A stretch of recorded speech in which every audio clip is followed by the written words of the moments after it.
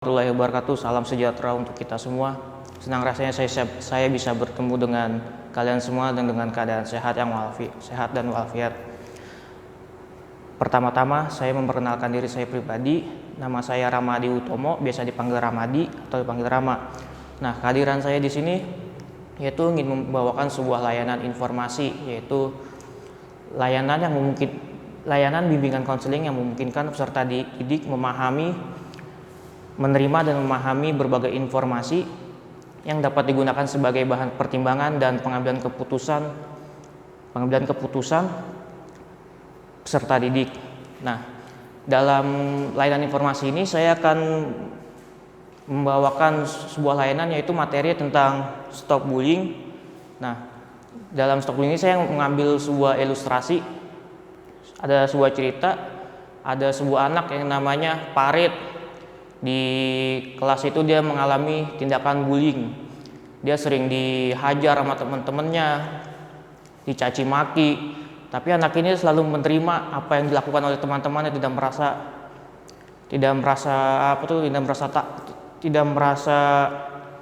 jadi aja, jadi udah biasalah kalau dia dibully sama teman-temannya. Nah, di suatu ketika di beberapa hari sekolah dia tidak masuk sekolah, dan gurunya itu menanyakan kepada teman-temannya alasan Farid tidak masuk sekolah itu kenapa. Nah, di sini teman-temannya mengatakan tidak ada yang tahu semua.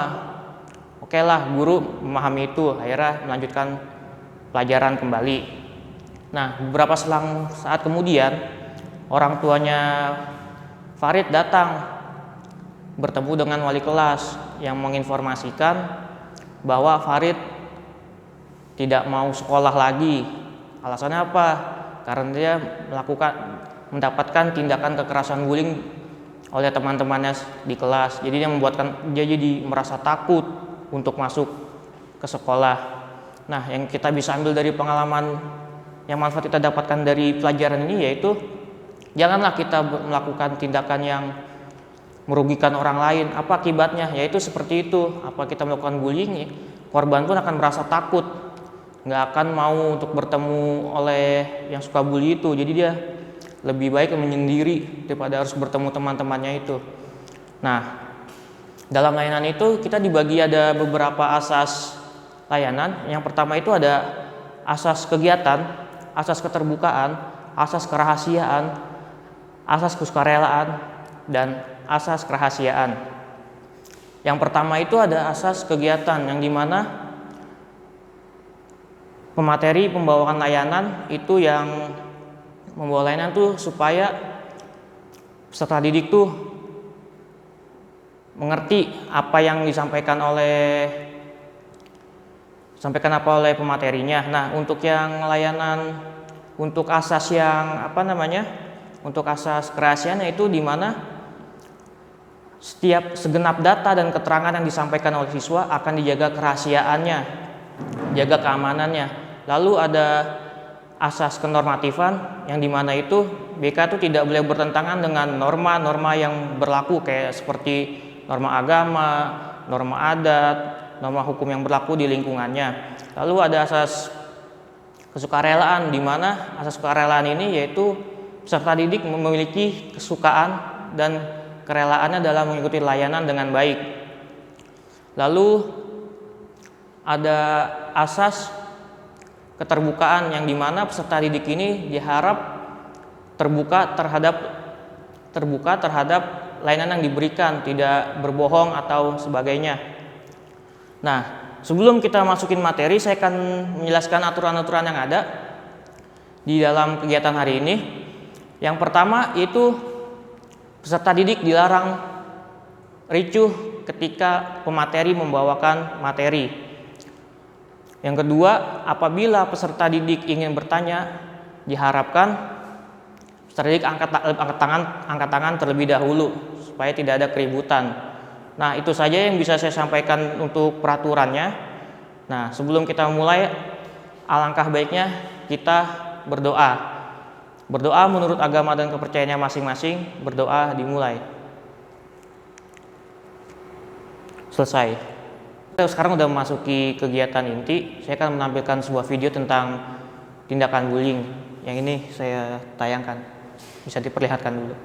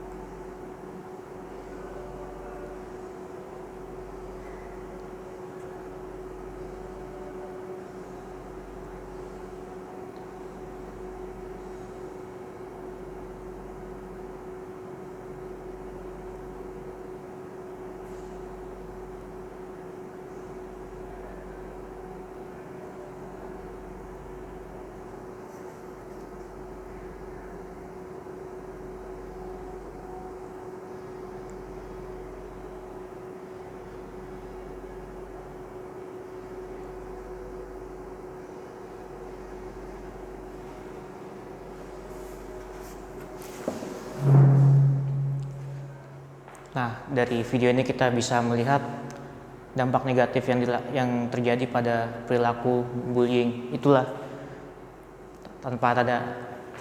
tanpa melawan korban, jadi dia pasrah aja dalam dilakukan tindakan bullying itu. Nah ya, kita selanjutnya akan melihat slide PPT-nya. Ya Mas, silakan.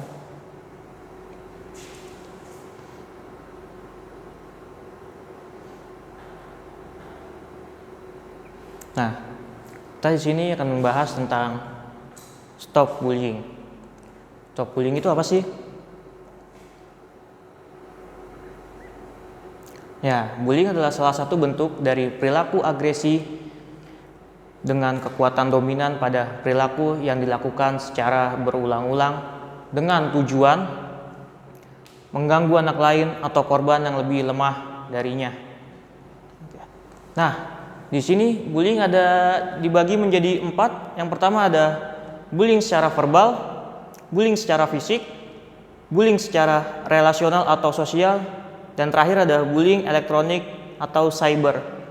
Nah, yang pertama itu ada bullying secara verbal, yaitu dilakukan dengan perkataan. Yaitu dengan salah satu contohnya yaitu ada celaan, fitnahan, penghinaan. Ya, ibaratnya yang suka mengolok-olok, yaitu termasuk dalam kategori bullying secara verbal. Nah, yang kedua ada bullying secara fisik. Contohnya seperti apa? Memukuli teman, menendang teman, menampar teman, mencekik teman, itu salah satu tindakan yang berupa fisik. Nah, yang ketiga ada bullying secara rasional atau sosial, yaitu pelecehan harga diri korban secara sistematis melalui pengabaian, pengucilan atau penghindaran. Jadi ada misalnya teman kalian tuh dikucilkan, dihindari secara menjadi bahan ejekan lah di lingkungannya. Nah, yang terakhir ada bullying elektronik atau cyber, yaitu perilaku bullying dilakukan melalui media elektronik. Kalau sekarang sih banyak kita lihat tuh di Instagram, di Twitter, mencaci maki sesuatu kekurangan orang lain. Nah, itu. Ya, selanjutnya. Nah, apa sih sebab-sebab munculnya perilaku bullying? Yang pertama bisa kalian lihat, yaitu ada bullying terjadi karena tradisi turun-temurun dari senior. Mungkin ada yang pernah merasakan ketika berada di sekolah, ketika Anda menjadi junior, senior merasa paling hebat melakukan tindakan semena-mena kepada juniornya.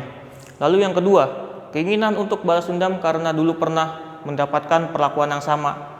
Ibaratnya dulu masih Anda menjadi junior, Anda dibullying oleh senior-senior kalian. Nah, ketika Anda menjadi senior, apa yang Anda lakukan itu pada di kelas Anda. Jadi Anda tuh melakukan apa yang pernah dilakukan terhadap senior Anda. Nah, yang ketiga ada perasaan ingin menunjukkan kekuasaan atau kekuatan. Jadi Anda membullying orang tuh karena supaya terlihat hebat di depan orang-orang. Nah, lalu ada kecewa karena orang lain tidak berperilaku sesuai dengan yang diharapkan. Jadi kamu membuli orang karena orang itu berperilaku tidak sesuai dengan yang kamu harapkan. Lalu ada dorongan untuk mendapatkan kepuasan. Jadi ketika kita melakukan tindakan bullying, pasti kita mendapatkan rasa kepuasan yang sangat kuat. Kita merasa senang setelah melakukan bullying. Lalu dianggap menghina atau mengganggu kelompok tertentu. Nah, itu. Selanjutnya, di slide selanjutnya, dampak negatif bullying. Nah, pertama ada terganggu fisiknya seperti cedera, terluka, sakit, dan sebagainya. Seperti yang kita lihat di video tadi, tindakannya itu seperti memukul, menganiaya. Nah, itu dampak negatifnya itu pada fisiknya terganggu. Nah, yang kedua, tertekan psikisnya atau kejiwaannya seperti takut, cemas, rasa tidak nyaman, resah, tertekan, dan gejala tekanan psikis lainnya. Nah, itu dampak paling buruk juga nih, tertekan kejiwaannya. Dia merasa takut. Itu yang dampak yang ditimbulkan. Lalu yang ketiga itu pergaulan sosial terganggu seperti minor, menyendiri, grogi, pendiam, dan tertutup. Biasanya itu orang-orang yang korban bullying itu dia lebih tertutup, tidak membaur dengan lingkungannya karena dia takut terjadi hal yang tidak diinginkan seperti yang sudah-sudah. Nah, terakhir yang keempat itu ada terganggu prestasi belajarnya seperti nilai jelek, tidak konsentrasi belajar, lupa mengerjakan tugas, dan sampai menurunnya ranking atau tidak naik kelas. Nah, itu yang didapatkan dari dampak negatif bullying. Nah, bagaimana sih cara mencegah tindakan bullying? Yang pertama, hindari membawa dan memakai barang-barang mahal atau uang yang berlebihan. Biasanya kalau kita memakai barang-barang mahal branded, itu menjadi orang iri dan kita menjadi bahan bulian. Misal, barang lu mahal, ini sok mahal banget, kalau emang iya mahal, seperti itu. Nah, jangan sendirian di tempat sepi. Yang ketiga, hindari cari gara-gara dengan pelaku bullying. Ya kalau ada pelaku bullying ya kita jauh-jauh lah, jangan mencari gara-gara terhadap dia juga, karena akan berdampak buruk bagi kita juga. Nah, yang keempat, jangan berada di dekat orang yang suka melakukan tindakan bullying atau berada di sekitar mereka. Nah, yang kelima, kenali dan perhatikan pelaku bullying. Keenam, jangan ikut-ikutan melakukan tindakan bullying dalam bentuk apapun ya. Ketika ada orang lain bullying ya kamu jangan ikut-ikutan lah ya. Itu dampaknya negatif banget. Nah, melawan yang terakhir ini ada melawan tindakan bullying. Jadilah orang yang percaya diri. Tunjukkan ketahanan diri bahwa kita tidak mau mengganggu dan diganggu. Itu yang pertama. Yang kedua, bersikap tenang saat ada yang mengganggu. Kalau ada yang mengganggu kita, jangan diladenin, kita abaikan saja, ntar juga capek dianya sendiri, nggak akan mengganggu kita lagi. Yang ketiga, jangan biarkan emosi terpancing. Bila ada yang melakukan bullying, usahakan kita bersabar, jangan terpancing emosi karena suasananya. Nah, yang keempat, jika melihat ada teman yang menjadi korban, maka tolonglah korban dan laporkan. Misalnya kita melihat korban bullying, jangan kita biarkan, kita bantu, kita selamatkan. Nah, sudah kita tolong, laporkanlah tindakan bullying itu kepada pihak yang berwajib.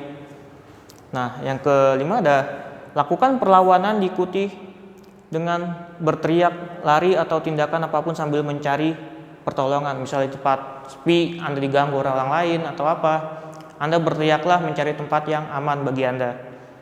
Yang terakhir, catatlah tempat orang yang pernah terlihat dan jenis gangguan yang mereka lakukan, laporkan kepada orang tua, guru, atau pihak-pihak berwajib. Jadi kalau kita melihat tindakan bullying, alangkah baiknya kita catat orangnya siapa, tersangka siapa. Nah, itu kita laporkan. Kalau di sekolah ya kita laporkan guru. Kalau di luar ya kita bisa laporkan ke orang tuanya atau ke pihak yang berwajib. Seperti itu. Ya.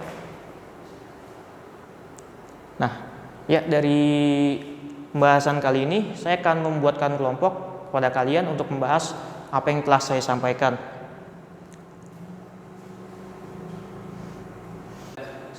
Nah, tadi saya membagi beberapa kelompok dan kalian sudah mempresentasikannya satu-satu dan hasilnya lumayan memuaskan. Nah, yang saya dapat simpulkan dari layanan hari ini yaitu banyak manfaat yang kita dapatkan. Pertama, bagaimana sih kita supaya terhindar dari perilaku bullying? Nah, itu kita dapatkan tuh manfaatnya tuh.